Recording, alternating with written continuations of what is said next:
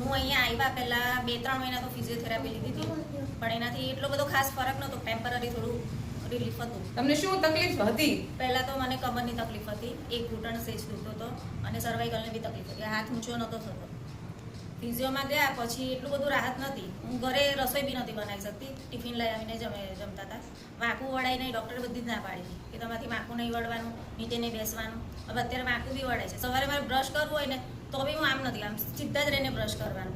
હવે એમાં તો ઘણી રાહત થઈ ગઈ છે. સૂતી હોય તો ઊભા થવામાં બી તકલીફ હોય કે સપોર્ટ લેવો પડે, ખુરશી કેવું લેવું પડે પછી જ ઊભું થાય.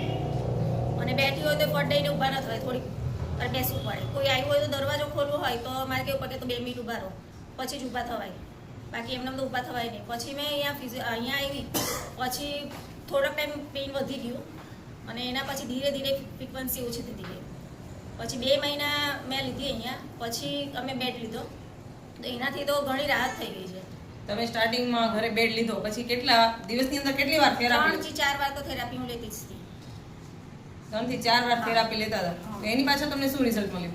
પછી તો ધીરે ધીરે સવારે ઉઠું એટલે ઓછું થતું ગયું પેન. દિવસે તો મને થતું જ નહોતું, સવારે થોડું પેન થતું હતું અને દિવસે હવે ધીરે ધીરે ઓછું થતું હતું. પહેલાં 40% ફરક પડ્યો, પછી 60%, હવે 80% જેવો ફરક પડી ગયો છે. હું ચોટીલા બી ચડી આવી છું. તમારી નગર એવી પરિસ્થિતિ હતી કે તમે દાદર ચડી શકો એવા હતા ખરા? ના, ઊભા નહોતું રહેવાતું. એટલી બધી વધારે વાર ઊભા રહેવી તો ઊભા ના રહેવાય, બેસવું જ પડે. અને નર્મદાની પરિક્રમા બી કરી આવી. વિચાર કરો, જેને સ્પાઇનની તકલીફ હતી, આઈ થિંક કેટલા વર્ષથી આ પ્રોબ્લેમ હતી તમને? 2-3 વર્ષ થયા. તો 3 વર્ષની અંદર તમે ડોક્ટરોને બતાવી ચૂક્યા છો? ડોક્ટરને ફિઝિયોથેરાપી 3-4 જગ્યાએ મેં ફિઝિયોથેરાપી લીધી છે. 3-4 જગ્યાએ ફિઝિયોથેરાપી? રોજના 1 દિવસના 500 રૂપિયા એ ફિઝિયોથેરાપી વાળા લે. કેટલા મહિના સુધી આઈ થિંક કરી હશે?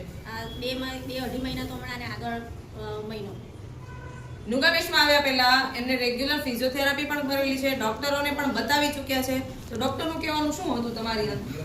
ડોક્ટરનું કેવું હતું કે ગાદી તમારી સેજ ફસી ગઈ છે. પછી મેં MRI કરાવ્યું તો એમાં એક ગાદીમાં સેજ ક્રેકમાં હતી મારી, અને એક ગાદી એક સાઈડથી દબાઈને ફૂલીને બહાર આવી ગઈ હતી. બરાબર. તો આ પ્રોબ્લેમ થયા પછી તમને ઘણી બધી તકલીફ પડતી. તમે રસોઈ પણ નહોતા બનાવી શકતા, બહારથી ટિફિન લાવીને મંગાવીને ખાવું પડતું હતું. રસોઈને ગુસ્સો બી આવે કે આપણાથી કંઈ કામ થાય નહીં, નીચે વાકું વળી કશું લેવાય નહીં, એટલે ઘરમાં બી ગુસ્સો આવ્યા કરે કે આપણાથી કંઈ થતું નથી અને કોઈ કરાવે નહીં. સાચી વાત છે.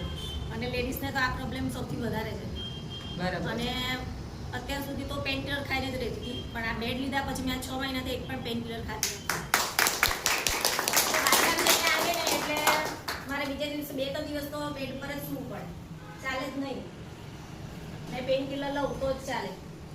બહાર ગામ છે ના હોય એટલે પેલા આરામ કરવાનો, પછી ઘરનું કામ કરવાનું. 2-3 દિવસ તો એમ જ નીકળી જાય અને પેઇન કિલર તો ખાવી જ પડે. અને હવે તો આવીને સીધું કામ, નર્મદા પરિક્રમા કરીને આવીને મેં દિવસે બપોરે સાંજ સુધી થોડું ઘણું આપણે નોર્મલ જે કામ કરતા હોય એ કરીએ. તો નર્મદા પરિક્રમા એટલું બધું તમે ટ્રેકિંગ કરીને આવ્યા તો પણ મેં તો ગયા વર્ષે બી જવું હતું, પણ મારા હસબન્ડ કે ના હમણાં આ વખતે નથી જવું, પછી જઈશું. તો મેં કીધું હવે હું પરિક્રમા કરીને આવું, મારાથી દિવસે રસોઈ નહીં થાય, આપણે ટિફિન મંગાવશું. પણ તો પણ મેં બપોરે એમને બનાવીને સાંજે બી રસોઈ બનાવી. એટલે આટલું ચાલીને આવી પણ તો એટલું બધું નહીં, અને એનર્જી બહુ લાગે. સવારે થેરાપી લઈ લો એટલે ફૂલ એનર્જી સાથે. બરાબર છે. ત્યારે કોઈ જાતની તકલીફ પડતી નથી? કોઈ પણ છે. આખું વળાય, નીચે બેસાય, પલાટી વાળીને બી બેસાય નીચે. પેલા નહોતા પલાઠી વાળી બેસી શકતા? એટલે વધારે વાર નહીં, હવે તો બી અત્યારે અડધો કલાક આમ વાંધો ના આવે. બરાબર. હવે યોગામાં બી જાઉં છું તો એનાથી બી સારું. નુગાબેશની કન્ટિન્યુ 6 મહિનાથી એમના ઘરે મશીન છે. રેગ્યુલર દિવસની અંદર 3 વખત થેરાપી લેવાથી આજે ઉન્નતિબેન આપણી સમક્ષ ઊભા છે. નકરે વાક પણ નહોતા વળી શકતા, સવારે બ્રશ કરવું હોય તો ડોકી પણ હલાવી શકતા નહોતા. બરાબર છે? એવું જ હતું ને તમને? એક ઘૂંટણ બી દુખતો હતો, અમુક દિવસે મારો સીધો બી ના થાય અને આમ વાંકો બી ના પડે, આમ આ રીતના જ રાખવો પડે. તો હવે ઘૂંટણમાં આ 6 મહિનાથી તો દુખતું જ નથી. 6 મહિનાથી ઘૂંટણ દુખાવો જ બંધ થઈ ગયો છે. બરાબર છે. અને તમારું વેઇટ પણ લોસ થયું છે? વેટ લોસ થયું છે. Low frequency belt? Low frequency, એમાં તો બહુ જ મજા આવે લો ફ્રીક્વન્સી બેલ્ટમાં. હું બેલ્ટની થેરાપી લઉં એક બાજુ કામ કરતી જાઉં. બરાબર છે. બેલ્ટ, લો ફ્રીક્વન્સી બેલ્ટ પણ દિવસની અંદર આરામથી એમને જેટલી વાર ટાઈમ મળે એટલી વાર બાંધી દે છે લો ફ્રીક્વન્સી બેલ્ટ. હમણાં વાત કરીએ કે આંટી એવું કીધું ઓળખાતા નથી. સ્ટાર્ટિંગમાં તો અમે તે જોયા હતા ને એટલું બધું બોડી હતું અને અત્યારે ઘણું બધું એમનું બોડી સ્કિનમાં પણ ગ્લો આવી ગયો છે. જો પેલા કરતા ઘણો બધો થઈ ગઈ જેવું લાગે, ખ્યાલ નહીં આવતો જ તો મતલબ એટલો બધો ફરક પડી ગયો છે. પહેલા જે હેલ્થ હતી એમની ત્યારે તકલીફ વાળી હેલ્થ હતી, અત્યારે તકલીફ પણ સારી થઈ ગઈ એટલે સ્કિનમાં પણ ગ્લો આવી ગયો છે. બરાબર? રેગ્યુલર થેરાપી લેવાથી તો ગ્લો છે, પણ શરીરમાં તકલીફ હોય ને તો આપણી સ્કિનમાં પણ ગ્લો આવે નહીં. પણ અત્યારે એમની તકલીફ પણ સારી થઈ ગઈ, રેગ્યુલર થેરાપી લેવાથી પણ સ્કિન એમની એકદમ ટાઈટ થઈ ગઈ છે. રાઈટ છે ને? હા. બરાબર. તો શું કહેશો તમે જે મશીન ઘરે લઈ ગયા? હું તો એક પ્રશ્ન પૂછું છું, મશીન ઘરે લઈ ગયા તમને એવું નથી લાગતું કે આ ખોટો ખર્ચો કર્યો છે? ના, બિલકુલ નથી લાગતું. બિલકુલ નથી લાગતું. હું તો થેન્ક યુ કહું છું યોગાબેસને, મારા હસબન્ડને કે જેણે મને આ મશીન અપાવ્યું. મારા સાસુ સસરા બી કે છે કંઈ નહીં, સારું થઈ જાય બહુ થઈ ગયું. પૈસા નથી ઇમ્પોર્ટન્ટ, પણ તમને સારું થઈ ગયું એટલે બહુ થયું. અને એ લોકોને બી ઉંમર થશે તો એ લોકોને બી કામ લાગશે. સાચી વાત છે.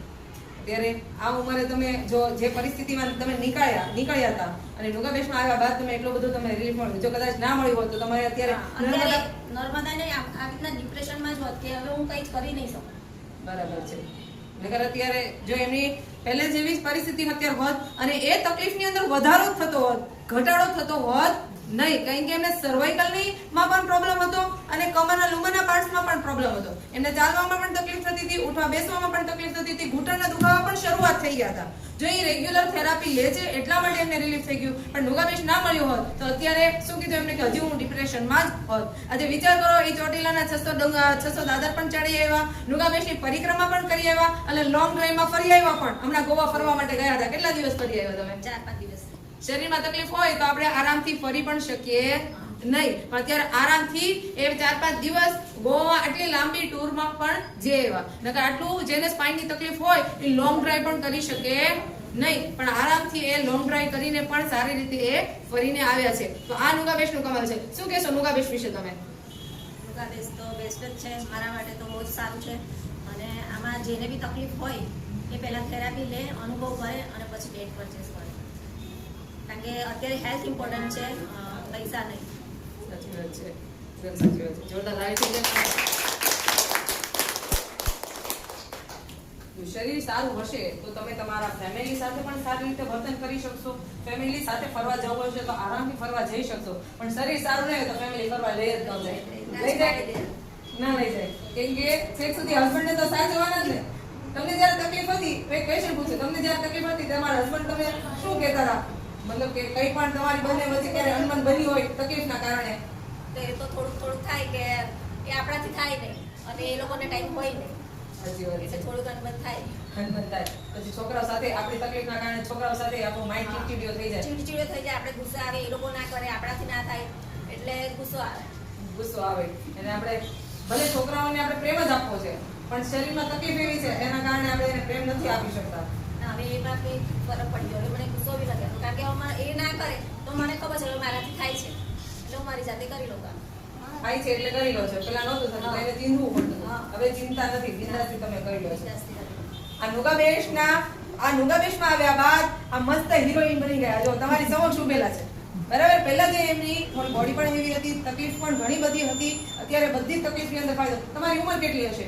44. 44 ની ઉંમર. આજે 44 વર્ષની ઉંમર છે પણ જો અત્યારે એ હજી પણ એમની સારી ન હોત એમની હાલત તો અત્યારે આપણી સમક્ષ એટલા સરસ રીતે ઊભા રહી શક્યા હોત નહીં. આજે યોગાબેસની ઘરે થેરાપી 2 થી 3 વખત થેરાપી લીધા બાદ આપણી સમક્ષ આ મસ્ત એવા ઉન્નતિબેન ઊભેલા છે અને યોગાબેસ ઘરે લઈ ગયા બાદ આટલા સરસ રીતે હરી ફરી શકે છે, સારી રીતે એના ઘરની અંદર ફેમિલી સાથે સારી રીતે હળીમળીને રહી શકે છે. આ યોગાબેસ દ્વારા જ થયું છે. જો હજી દવા લેતા હોત તો હજી તકલીફમાં વધારો થયો હોત. સાચી વાત કે નહીં? બરાબર. તો આ યોગાબેસનું રિઝલ્ટ છે, એમના માટે જોરદાર તાળી થઈ જાય.